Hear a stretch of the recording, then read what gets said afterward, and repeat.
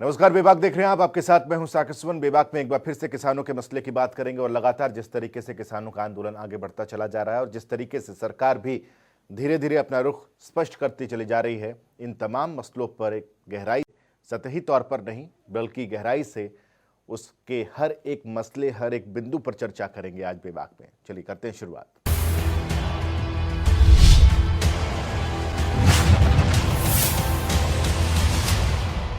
राष्ट्रपति के अभिभाषण का जवाब पहले प्रधानमंत्री ने राज्यसभा में दिया और उसके बाद लोकसभा में अभिभाषण पर जवाब देने की। लोकसभा जैसे प्रधानमंत्री पहुंचे, बहुत सारी ऐसी चीजें थी जो राज्यसभा में उनके दिए गए बयानों के साथ चलकर लोकसभा पहुंची और किसी का चैप्टर 2 भी लोकसभा में खोलते हुए प्रधानमंत्री नजर आए। लेकिन बहुत सारे अहम बातों का जिक्र प्रधानमंत्री ने किया और खास बात यह है कि प्रधानमंत्री जिस तरीके से इस किसान आंदोलन को पवित्र आंदोलन का दर्जा भी दे रहे थे और यह भी कह रहे थे कि इस आंदोलन को अपवित्र कौन कर रहा है, इसको ढूंढने की भी जरूरत है।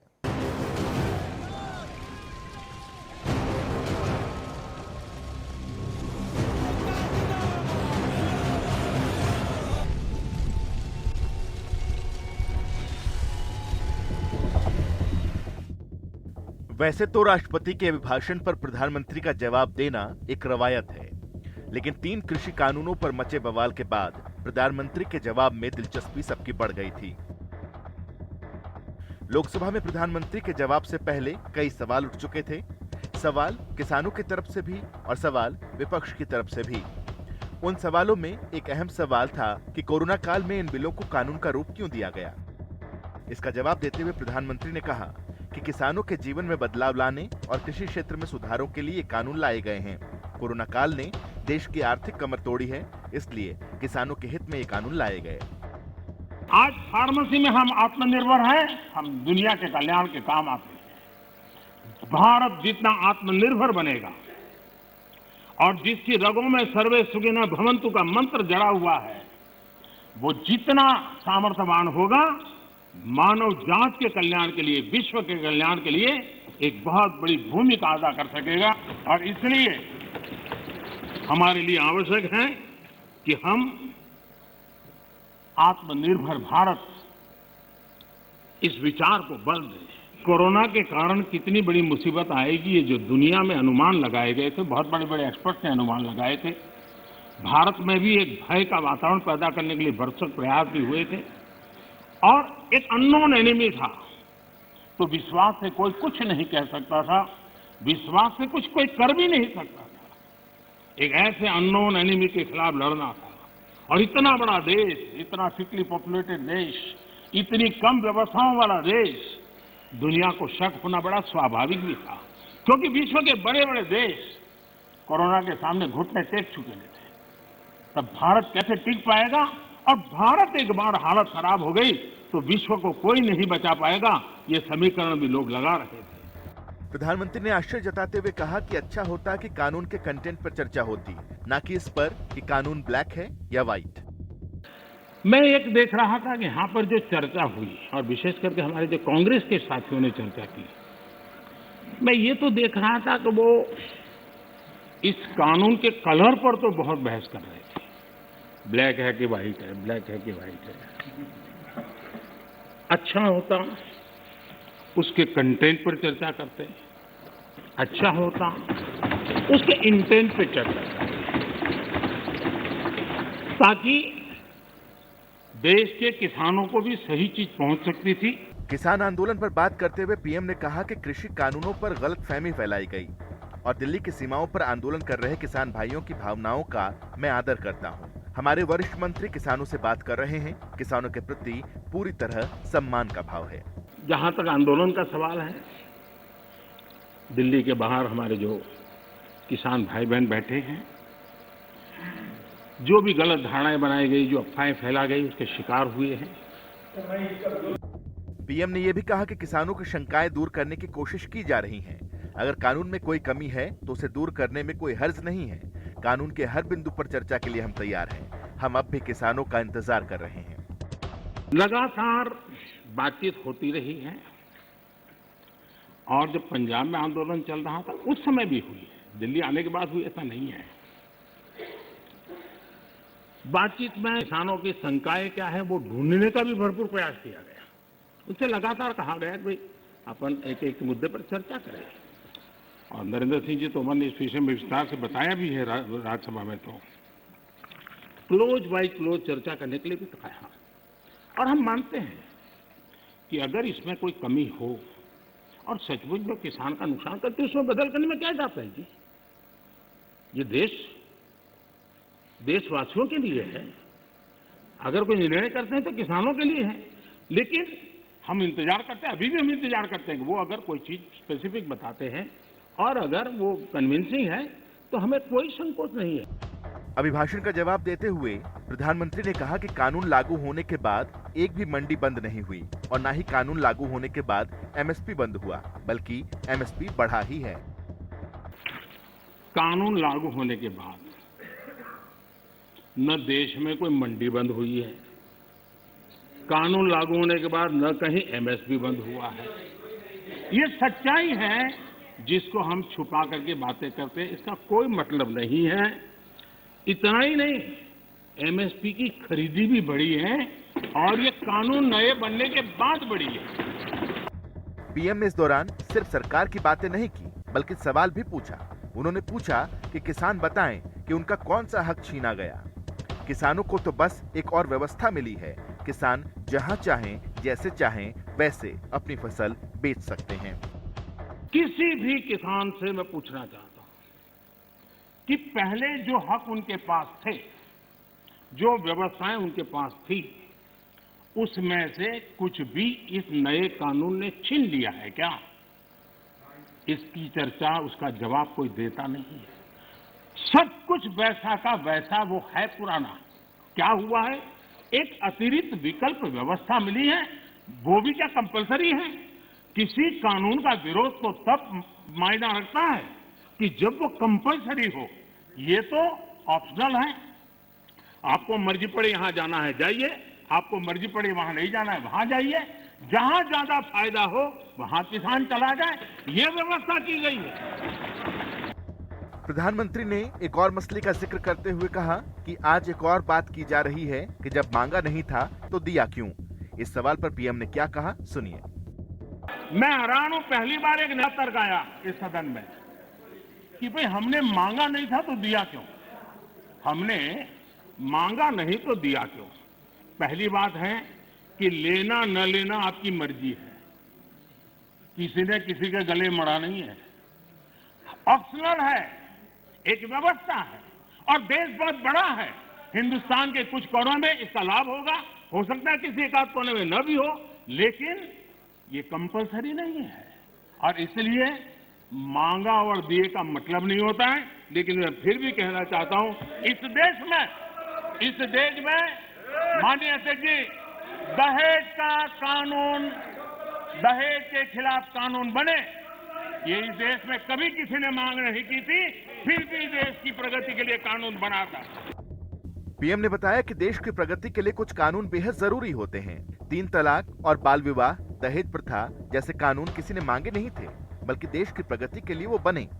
कानून किसी पर थोपे नहीं गए। जिसे लाभ लेना हो वो ले, जिसे नहीं लेना वो ना ले। माननीय अध्यक्ष जी, ट्रिपल तलाक, इसके खिलाफ कानून बने, ये किसी ने मांग नहीं की थी, लेकिन प्रगतिशील समाज के लिए आवश्यक है, इसलिए कानून हमने बनाए हैं। हमारे यहाँ बाल विवाह पर रोक, किसी ने मांग नहीं की थी कानून बनाओ, फिर भी कानून बने थे, क्योंकि प्रगतिशील समाज के लिए आवश्यक होता है।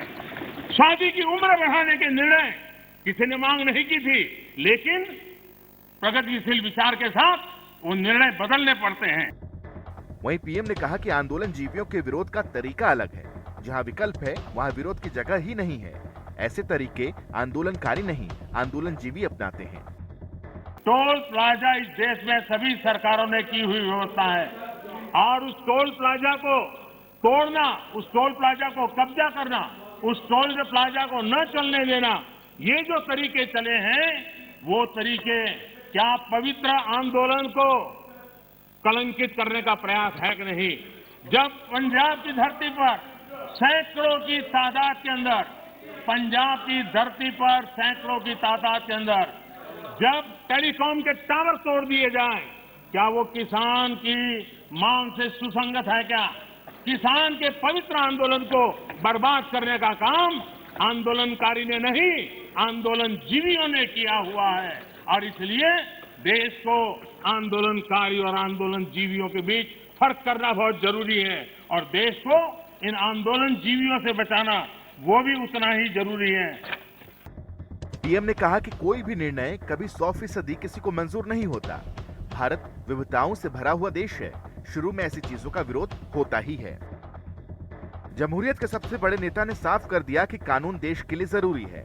पहले राज्यसभा और फिर लोकसभा में दिए अपने जवाब में प्रधानमंत्री ने यह तो स्पष्ट कर दिया कि किसान आंदोलन पवित्र है और हम किसानों का इंतजार कर रहे हैं और इशारों इशारों में समझने वालों को वो समझा भी गए कि कानून तो वापस नहीं होंगे। ब्यूरो रिपोर्ट, जनता टीवी। कभी एनडीए का हिस्सा हुआ करते श्रोमणी अकाली दल और उनके सांसद हरसिमरत कौर बादल लगातार किसानों के मसले पर मुखर हैं, सरकार को कटघरे में खड़ा कर रही हैं। पहले उनकी पार्टी ने एनडीए से अपने आप को अलग किया और अब हरसिमरत कौर बादल को जरा सुनिए, समझिए कि वो क्या कहना चाहती हैं। कृषि कानूनों के खिलाफ देश भर का किसान एकजुट हो गया है। ऐसे में किसानों के मसले पर सियासी संघर्ष सड़क से लेकर संसद तक देखने को मिल रहा है, क्योंकि किसानों की समस्या इन दिनों देश की सबसे बड़ी समस्या है, जिसका समाधान करने की कोशिश केंद्र सरकार 12 बैठकों में कर चुकी है, लेकिन आज भी किसानों के हाथ खाली हैं। वहीं राजधानी दिल्ली पर करीब 3 महीनों से आंदोलनरत किसानों को तमाम विपक्षी दलों का साथ मिल रहा है। इसी कड़ी में कृषि कानूनों से खफा होकर सरकार से नाता तोड़ने वाली पूर्व केंद्रीय मंत्री और अकाली दल की नेता हरसिमरत कौर बादल ने लोकसभा में तीनों कृषि कानूनों पर सरकार को जमकर घेरा। इस दौरान हरसिमरत कौर बादल ने कहा कि किसानों के प्रति सरकार का रवैया असंवेदनशील है और अहंकार से भरा हुआ है। साथ ही उन्होंने कहा कि कोविड-19 के समय में जब लोग घरों में बंद थे, तब अध्यादेश के जरिए इन कानूनों को किसानों पर थोप दिया गया। 5 जून को कोविड की आड़ में जब लोग घरों में बंद थे, एकदम एक ऑर्डिनेंस लाया गया। ना किसान से पूछा, ना सलाह मशवरा किया, ना उसने मांगा, पकड़ के उसके ऊपर थोप दिया गया ये ऑर्डिनेंस। लेकिन एक बार सबसे पुराना एलआई, जब आपके साथ 2 एमपी होते थे, कोई नहीं होता था, तब ये पार्टी आपके साथ खड़ी थी। ना मंत्री की सुनी, ना पुराने एलआई की सुनी, और आज किसान मर रहे हैं लेकिन वो किसान की भी नहीं सुन रहे। इससे और दुखद बात क्या हो। वहीं हरसिमरत कौर बादल ने कहा कि अनाज उत्पादन का पवित्र काम करने वाले किसान आज अपनी जायज मांग को लेकर ठिठुरती ठंड में पिछले 70-75 दिनों से आंदोलन कर रहे हैं, जिनमें बुजुर्ग, बच्चे और महिलाएं भी शामिल हैं। सरकार को ये कानून वापस लेने चाहिए। इस दौरान हरसिमरत कौर बादल ने कहा कि साल 2011 में जब नरेंद्र मोदी गुजरात के मुख्यमंत्री थे, तब उन्होंने मनमोहन सिंह सरकार से कहा था कि एमएसपी सुनिश्चित की जाए, और आज देश का किसान यही चाहता है। एमएसपी क्या है सर? Minimum support price. ये कोई बुरी चीज है? ये है 2011 में एक वर्किंग कमेटी के चेयरमैन कंज्यूमर अफेयर्स में, जो प्रधानमंत्री जी गुजरात के मुख्यमंत्री होने के नाते मनमोहन सिंह को वो अपनी रिकमेंडेशन देते हैं। और इस रिकमेंडेशन में 2011 में क्या कहते हैं प्रधानमंत्री जी? Enforce MSP. We should protect farmers' interest by mandating through statutory provisions that no farmer-trader transaction should be below MSP, sir. 2011 में जो मुख्यमंत्री के नाते वो मानते थे, तो प्रधान सेवक से प्रधानमंत्री होते होते आज क्या बदल गया? आज यही तो किसान मांग रहे हैं। वहीं लोकसभा में हरसिमरत कौर बादल बेहद आक्रामक अंदाज में नजर आईं। उन्होंने दावा किया कि देश का किसान मौजूदा समय में बेहद डरा हुआ है, लेकिन फिर भी इस आंदोलन को कभी बिचौलियों का, कभी माओवादियों का, तो कभी खालिस्तानियों का आंदोलन बताया जा रहा है। जनता टीवी के लिए अभिषेक सैनिक रिपोर्ट।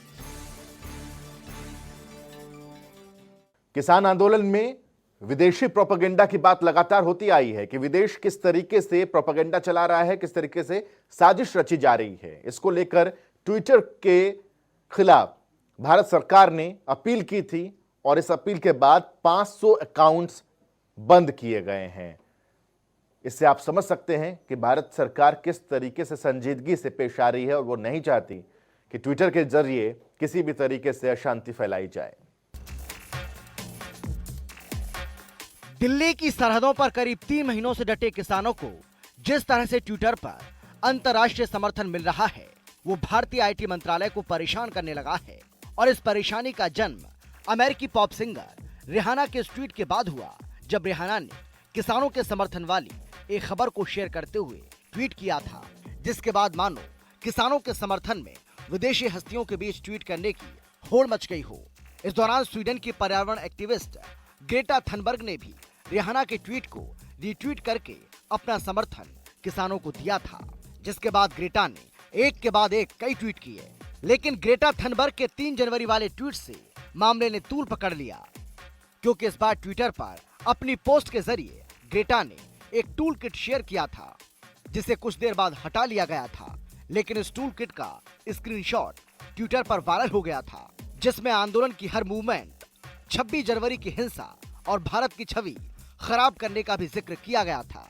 वहीं जहां दिल्ली पुलिस ने टूल किट बनाने वाले खालिस्तानी संगठन के खिलाफ मामला दर्ज कर कार्रवाई शुरू कर दी है, तो वहीं भारतीय आईटी मंत्रालय ने ट्विटर को नोटिस भेजकर सख्त कार्रवाई करने के संकेत दिए, जिसके तहत करीब 1178 अकाउंट्स को ब्लॉक करने के निर्देश दिए थे और कहा गया था कि इन सभी अकाउंट्स के जरिए किसान आंदोलन भड़काने से लेकर देश की छवि खराब करने वाली पोस्ट शेयर की जा रही हैं। वहीं भारतीय आईटी मंत्रालय की सख्ताई के चलते ट्विटर ने 500 अकाउंट हमेशा के लिए सस्पेंड कर दिए हैं। इसके साथ ही ट्विटर ने आपत्तिजनक कंटेंट वाले हैशटैग की विजिबिलिटी भी कम कर दी है। इसके साथ ही दिल्ली में 26 जनवरी को हुई हिंसा के बाद भारत में अपने नियमों को लागू करवाने के लिए जो कदम उठाए जा रहे हैं, उनके बारे में रेगुलर अपडेट दे रहे हैं।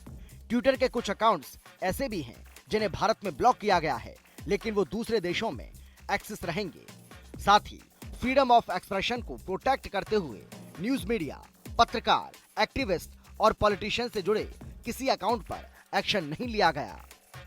बहरहाल ये कहना गलत नहीं होगा कि ट्विटर पर पिछले कई दिनों से चल रही देश को बदनाम करने की साजिश के खिलाफ भारत सरकार ने कमर कस ली है, जिसके तहत भारत सरकार ने ट्विटर के खिलाफ कार्रवाई करनी शुरू भी कर दी है, जिसका असर है कि ट्विटर ने 500 अकाउंट हमेशा के लिए सस्पेंड कर दिए, क्योंकि भारत में ट्विटर के करोड़ों यूजर हैं। ऐसे में अगर भारत सरकार ने ट्विटर के खिलाफ चीनी एप्लीकेशन जैसा कदम उठा लिया, तो ट्विटर के आलाकमान भी जानते हैं कि अगर ऐसा ही होता रहा तो भारत में उनका कारोबार ठप होना लाजमी है।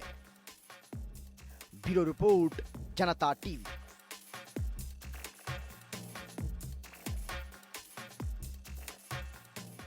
एक तरफ सरकार अपना रुख स्पष्ट करती चली जा रही है, दूसरी तरफ किसान भी अपनी रणनीति बनाते चले जा रहे हैं। आइए जरा जानते हैं कि किसानों का आगे का जो आंदोलन बढ़ने वाला है, किस रणनीति के तहत वो आगे बढ़ेगा।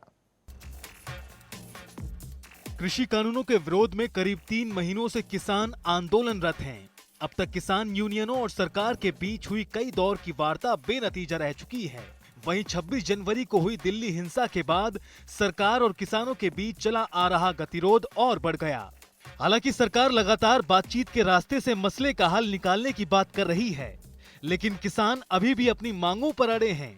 इस बीच बुधवार को संयुक्त किसान मोर्चा की अहम बैठक हुई, जिसमें आगे की रणनीति को लेकर चर्चा हुई, जिसके तहत संयुक्त किसान मोर्चा ने ऐलान किया है कि 18 फरवरी को देश भर में 12 बजे से लेकर 4 बजे तक के बीच रेल रोको आंदोलन चलाया जाएगा।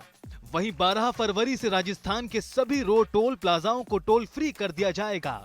इसके साथ ही 14 फरवरी को पुलवामा हमले में शहीद सैनिकों के बलिदान को याद करते हुए देश भर में कैंडल मार्च और मसाल जुलूस समेत कई कार्यक्रम आयोजित किए जाएंगे।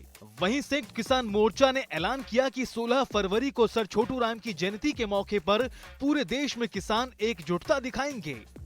आज की संयुक्त किसान मोर्चा की बैठक में हमने मुख्य रूप में अगला जो रणनीति है, अगला जो प्रोग्राम है, उसी के ऊपर हमने चर्चा की और कुछ फैसले किए। जितने भी टोल प्लाजे राजस्थान में हैं उनको पूरा ही उनको फ्री कर दो, उनको खोल दो। और नेक्स्ट है 14 तारीख को हमने किसान और जवान को श्रद्धांजलि देने के लिए, और उस दिन हमने इतने यहाँ किसान शहीद हुए या 14 को पुलवामा हुआ था, उस दिन किसानों और जवानों को श्रद्धांजलि देने के लिए पूरे देश में कैंडल मार्च और मशाल मार्च, और शाम को 7 बजे से लेकर 8 बजे तक पूरे देश में लोग जो हैं ये कॉल को इम्प्लीमेंट करेंगे, उनको श्रद्धांजलि देंगे शहीदों को। और उसके बाद 16 तारीख को पूरे देश में छोटू राम जी का जो दिन है, उस दिन में छोटू राम जी के जयंती में पूरे देश में छोटू राम जी का क्या जिंदगी क्या था, उन्होंने क्या क्या किसानों के लिए क्या क्या किया, कर्जे के लिए क्या क्या, जमीन सुधारों के लिए क्या किया, खेती सुधारों के लिए क्या किया, ये तमाम चीज़ उनकी ज़िंदगी से संबंध जो है उसके लिए तहसील और जिला पद्धर में मीटिंग्स करके, पब्लिक मीटिंग्स करके लोगों को बताया जाएगा। एंड फाइनली 18 तारीख को रेल का चक्का जाम करने का कॉल दिया गया है, जो दोपहर 12 बजे से लेके शाम 4 बजे तक 4 घंटे का ट्रेन जो है उसका रास्ता रोका जाएगा पूरे देश में। आपको बता दें कि दिल्ली के सिंघू बॉर्डर पर संयुक्त किसान मोर्चा की ये अहम बैठक हुई, जिसमें किसानों ने आंदोलन की अगली रणनीति तय की। बताया जा रहा है कि इस बैठक में सभी यूनियनों के नेता मौजूद रहे। इस दौरान सरकार से बातचीत करने को लेकर रास्ता खोलने पर भी चर्चा की गई। आपको बता दें कि 26 जनवरी को हुई हिंसा के बाद संयुक्त किसान मोर्चा की ये पहली बैठक है। राज्यसभा में प्रधानमंत्री नरेंद्र मोदी स्पष्ट कर चुके हैं कि एमएसपी खत्म नहीं किया जा रहा, क्योंकि एमएसपी था, है और आगे भी रहेगा। लेकिन प्रधानमंत्री के आश्वासन के बाद भी किसान पीछे हटने को तैयार नहीं, बल्कि आंदोलन को और लंबा चलाने की रणनीति तैयार कर रहे हैं। ब्यूरो रिपोर्ट, जनता टीवी।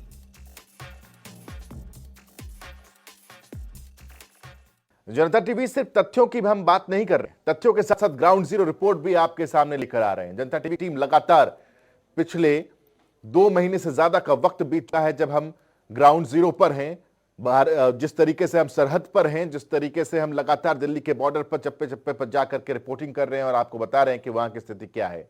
ढांसा बॉर्डर भी हमारे सहयोगी पहुंचे, उनको क्या क्या तस्वीरें वहां पर नजर आई, जरा देखिए। मैं इस वक्त धासा बॉर्डर पर खड़ा हूँ और आपको तस्वीरें दिखा देता हूँ कि किस तरीके की जो तस्वीरें हैं फिलहाल ये धासा बॉर्डर पर देखने को मिली। आंदोलन लगातार चल रहा है। सिंघू बॉर्डर, गाजीपुर बॉर्डर, टिकरी बॉर्डर के मुकाबले यहाँ भीड़ कम है, लेकिन जो आंदोलन है वो लगातार जो है यहाँ पर चलता हुआ दिखाई दे रहा है। इस बीच कुछ जो महिलाएं हैं उनसे हम बात करने की कोशिश करते हैं कि जो महिलाएं क्या जो है इस पूरे मसले को लेकर सोचती हैं। माता जी, क्या लग रहा है, यहाँ पर 2 महीने से ज्यादा हो गए हैं, 70 दिन से ज्यादा प्रदर्शन चल रहा है, अब सरकार के साथ बातचीत नहीं हो रही है, किस तरीके से जो है अब आगे रहेगा, प्रदर्शन करोगे ऐसे ही? हाँ करेंगे भाई, हम किसान, हर किसान की बेटी हैं, समझा ना। एक बात सुनिया कर, हम किसान, हर किसान की बेटी हूँ और किसान का ब्याह रखी हूँ। 8 बीघे का पिताजी बेसवेदार है, 8 का मेरा ससुरा, और मेरा आदमी हाड़ी आदमी था, और सरपा जवारा और तसले में दाना बलदा का, और इतने रोट और हाथ में गंडाशी सूड करन खातर वो ले जाया करता, जेड़ी ले जाते वो काटन न झाड़। और क्या हमको ऐसा दुखी कर रहा है, हमारी आत्मा रोती है भाई, हम बहुत दुखी है, हमारा जमींदार दुखी हो रहा है। और क्या हमारी क्या कहता है, कंपनी खुलवाएंगे, कंपनी खुलवाएंगे, हमारे बाल के खाएंगे। हम इतने दुख सुख पा का हमारे बच्चे पढ़ाए लिखाए, हम जमींदार आदमी, क्या राम बरसे क्या बना बरसे, अब खारा पानी धरती में नहर थोड़ी छोड़ दे तो भाई के खाम, और अपनी धरती न्यू तो दिख है, हमारी जायदाद है। हम जी बहुत दुखी हैं, हमने तो अपनी मांग पूरी, काले कानून 3 है, ये वापिस ले लो सरकार, बस। हमारे बच्चे क्या खाओगे, हम खुद मैं बेरोजगार 1 साल हो गया मेरे को बैठे, 1.5 लाख रुपया घर से खा रहा हूँ, दुनिया दौर ब्याज पर ठट्ठा, कितने दिन तक खावाएंगे हम? स्कूल बंद ही कर दिया कोरोना के बहाने से, हमारे बच्चा ने कोई नौकरी नहीं, हमने नौकरी नहीं, हमारा जमींदार है, काम इसने भी है, सरकार खोजना चाह रही है। कैमरामैन दीपक के साथ स्पर्श शर्मा, जनता टीवी, धासा बॉर्डर। इसी के साथ बेबाक में आज के लिए बस इतना ही। कल कुछ और तथ्य के साथ आपके सामने हाजिर होंगे। फिलहाल दीजिए इजाजत, नमस्कार।